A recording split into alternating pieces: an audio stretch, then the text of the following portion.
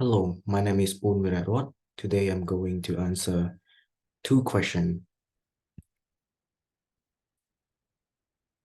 The first question is to identify a local intellectual property, and the second question is to discuss how an intellectual property is started, who owns those intellectual property, what steps have been taken to protect those intellectual property, and any infringement and lawsuit to this intellectual property, and what's the value of those intellectual property and what's the future of it. To answer the first question, we should review what an intellectual property is. Basically, intellectual property is uh, a promotion of intangible work that have been created, which means we promote the work that cannot be touched. And why should we promote those work? The reason is that we want to promote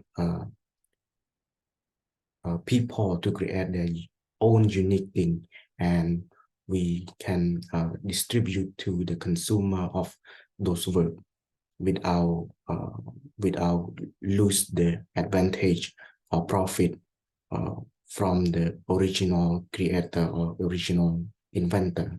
And when talking about intellectual property, the first thing that come to my mind is music industry, which is music copyright. And I took an example of one of my favorite singer, that his name is Sensismut. He one of the most famous singer in Cambodia. He's a classic uh, singer, and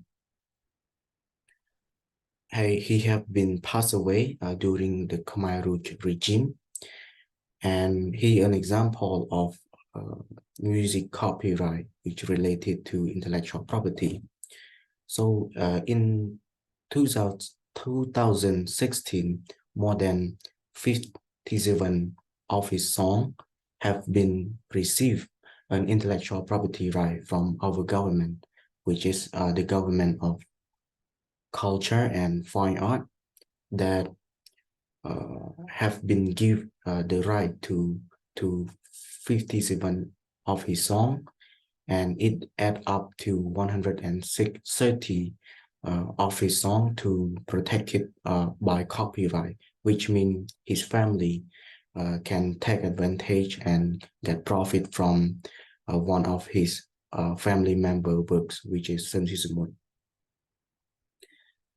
And if we look at how an intellectual property start, it obviously we can see that an intellectual property start from an innovation or development of intangible information. Intangible means we cannot touch it.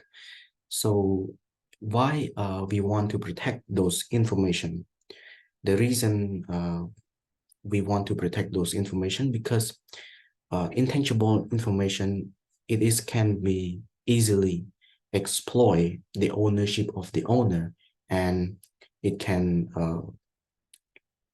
distribute further. One of an example is in the past, people buy a CD game and then they copy those CD game and they make profit by selling those copy CD game to other people. So we can see the problem. The owner of the creator of the game or organization that created those game cannot make profit from the game because someone have been copy the game and they sell to other people. And if we look back to our Sensisimut example, based on a Wikipedia article, after 500 of his songs have been published, Sensisimut family have been provided a proof of composition and was awarded copyright of the ownership over 180 songs. So which means their family can make profit from the work of Sensisimut. So the question of who owns those intellectual property? The answer is obviously the owner of their work, and it varies depending on who owns those work. It can be an individual programmer, individual scientist, an individual artist or organization or family. In the case of Sensisimut, because Sensisimut is already passed away during the Khmer rule regime. And if we talk about the value of intellectual property, I would say intellectual property can be very valuable. It can even exceed the tangible property. For example, like land, gold, iron. It can be more and more valuable than those property. The reason is because intellectual property can be sold and make profit constantly.